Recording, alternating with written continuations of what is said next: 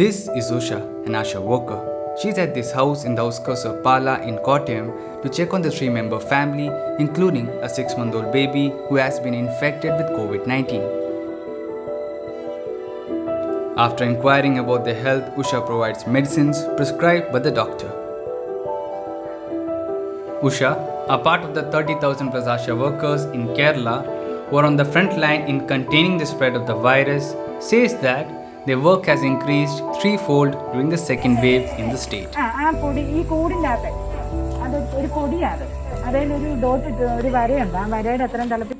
From the frontline workers at the grassroots to the doctors and nurses, the health system is facing a severe crunch due to the surge in cases in the state.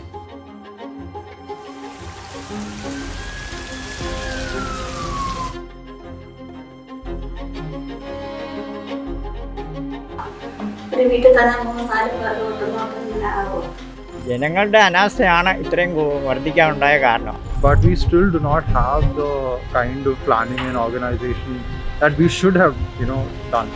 Because COVID has been there for a year now. The second wave has seen an explosive number of COVID cases in the state. 1 in 4 persons tested positive. In some areas, every second person was found infected. ഗൗരവമായി കാണേണ്ട ഒരു കാര്യം, എപ്പോൾ വേണമെങ്കിലും പൊട്ടിത്തെറിച്ചേക്കാവുന്ന ഒരു അഗ്നിപർവ്വതത്തിന് മുകളിലാണ് നമ്മൾ ഇരിക്കുന്നത് എന്ന് മനസ്സിലാക്കൽ വളരെ പ്രധാനമാണ്.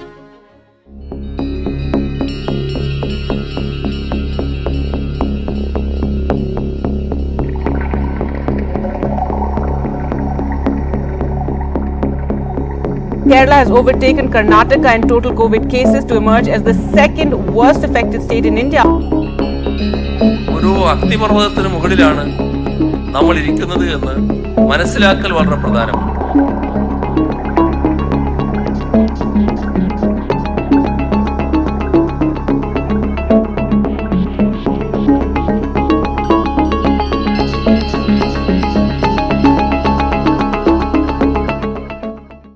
Complete lockdown there in Kerala from 8th to 16th of May. A decision is now taken after reviewing the present situation. Well, let's now focus on Kerala. Now, Kerala has overtaken Karnataka in total COVID cases to emerge as the second worst affected state in India. Some things seem to have changed. A few months ago, everybody was looking to the Kerala model. Now, when you look at it, more than 92,000 active cases. Kerala had the most cases in India. Now that's changed, which the state's leaders put down to intense efforts to break the chain of transmission. It is important because if there is one state that is standing out and showing the way, it is Kerala. In January 2020, Kerala reported India's first COVID-19 case, a medical student who returned from Wuhan in China where the pandemic began. The first confirmed case of novel coronavirus reported from Kerala. But the state's response was swift and proactive. Kerala brought down its case count drastically, and there were days when it reported no new cases, the mark of 0.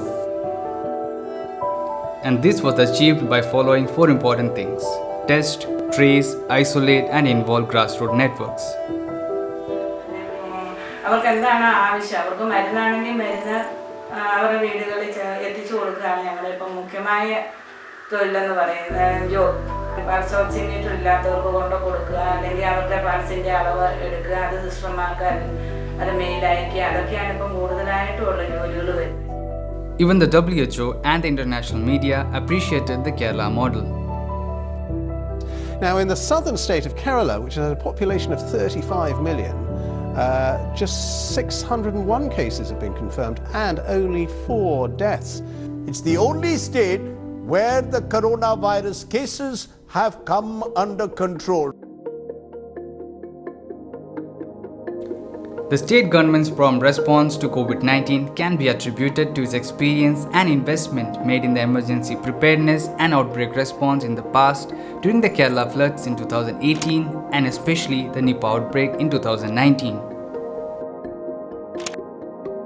The state used innovative approaches, and its experience in disaster management planning came in handy to quickly deploy resources and put up a timely and comprehensive response in collaboration with key stakeholders.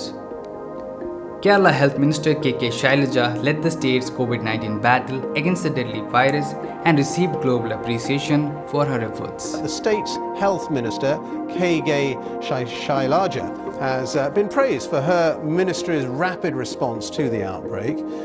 The Vogue India's Women of the Year cover girl and Kerala's Minister for Health, Social Justice and Women and Child Development, KK Shailaja.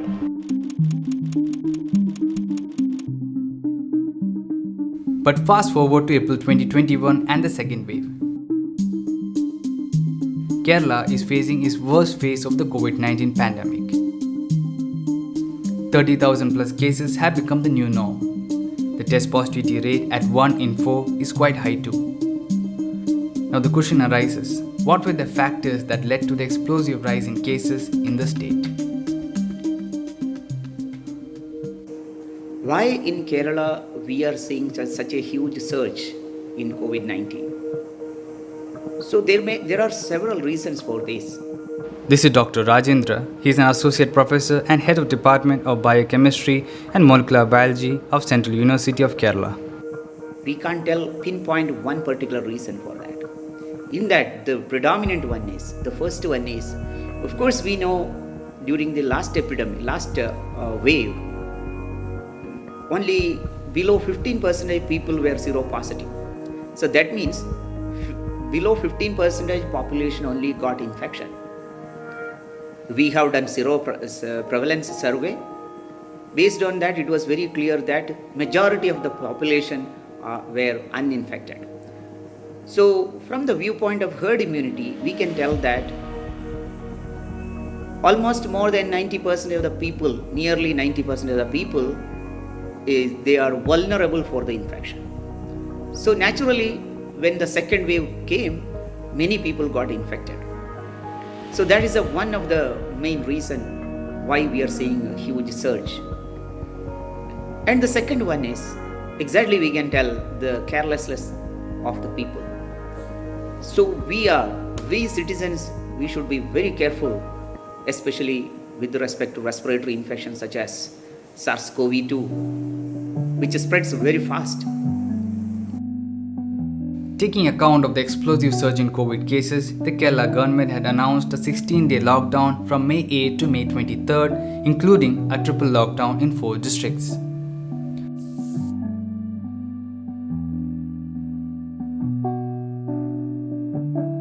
The government had even announced that it will provide free food kits to all families and migrant workers in the state through ration shops from May 15th. The general public and the medical community had welcomed the lockdown.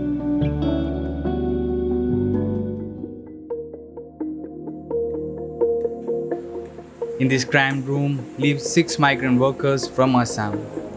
They have decided not to go back home as the construction work have been exempted from the lockdown. छोटा lockdown दिया है तो हमको काम छोटा मोटा ऐसा काम मिल रहा है इसलिए हम नहीं जा रहे हैं। अभी घर में जाके भी क्या करेगा, क्या काम नहीं है उधर। अभी इधर जितना ही काम मिलता है उतना कर रहा है, हमारा उधर भी चल रहा है, उधर भी चल रहा है, इसलिए हम कुछ डिसीजन नहीं कर रहे हैं। Though initially the state managed to keep the spread in check, the arrival of new variants of the virus led to a deterioration of the situation. Now the spread is much faster and severe. Currently, there are more than 4 lakh active cases and the state is consistently reporting around 40,000 new infections every day with a test positivity rate of nearly 30%. The state is conducting close to 1.5 lakh tests every day and more than 1 in 4 tests is returning positive. Number is increasing exponentially. The doubling rate is almost 2 to 3 days. That means there will be a load of patients which the hospital setup or the hospital facilities at present cannot bear. So definitely what we have to do is, as we are aware that 70% of the people will be having very mild symptoms or no symptoms at all, they can be treated, they can be managed at home.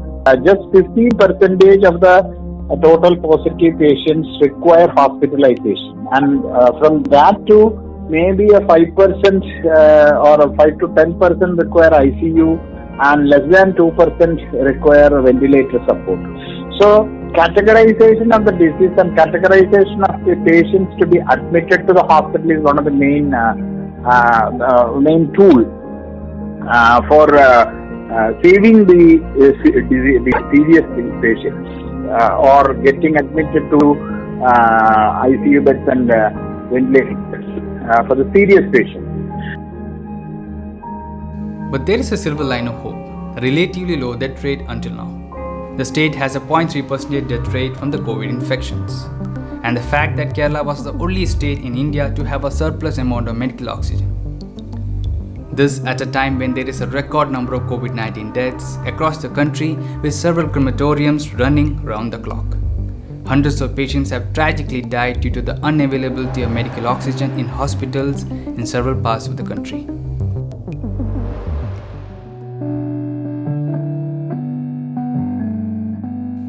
How Kerala's planning helped it get here is a story that is worth being told.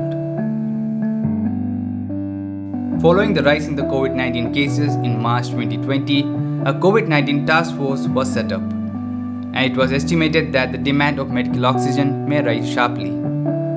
Even before the COVID-19 task force was set up, the Petroleum and Explosive Safety Organization, also known as PESO, as well as the state government became active. PESO sent out letters to oxygen manufacturers in March last year to increase the production of breathing gas. But the explosive surge in the COVID-19 cases demanded more than what was planned. This prompted CM to reach out to the center seeking provision of at least 1,000 tons of imported liquid medical oxygen. Besides, on May this year, Pinarayi Vijayan said that Kerala is setting up oxygen war rooms at the state and district levels with representatives of police, health, transportation, disaster management and PESO. Kerala needs such kind of health system strengthening plans as the situation is turning grimmer by the day. The Union Health Ministry has stressed that more than 70% of the COVID patients who have died are those with comorbid conditions. Over the last few days, the death count in Kerala too have been rising. The health experts said that if the current surge is not controlled, the health system in Kerala can go out of hand. Of course, the vaccination is very important. Vaccination we are doing. It need to be, given for more age groups, or age group restriction should be relaxed. Of course, national vaccine policy is doing that. They are relaxing the age. And also we know that one of the major bottleneck is the production of vaccines, the quantity of the vaccine. The vaccination is one of the preventive measure for the containing COVID-19. And meanwhile, testing and surveillance is very, very important, and that need to be strengthened more and more. There is no limit. We can, as much as tests we can do, that is better, and we can we'll know the spreading rate, and we know we can contain, we can take proper measure at the right time. Of course, government is doing that, and it can be strengthened further. Kerala now has the task of finding its way out of this crisis and also speeding up its vaccination drive. How they go about it is something we and the rest of India will be keenly watching. How long this second wave might continue? Of course, I myself, I am unable to predict it, but I can go by the trajectories from other countries. It has lasted from 2 months to almost 4 months. If we are continuing the lockdown and all the safety measures, it might continue only for another 1 month. But remember, if we are not careful, if we don't follow the rules of how you can avoid COVID-19, then in another 2 to 3 months' time, we will have to face the third wave of COVID-19. On May 20, Pinarayi 2.0 will take guard. The biggest and probably the most controversial change, replacing KK Shailaja and bringing in the young Veena George as Health Minister. Now the state's battle against COVID-19 will be led by Veena George and CM. viruses do not take breaks, there is still the potential for flare-ups, and rapid response teams and support systems must remain in place.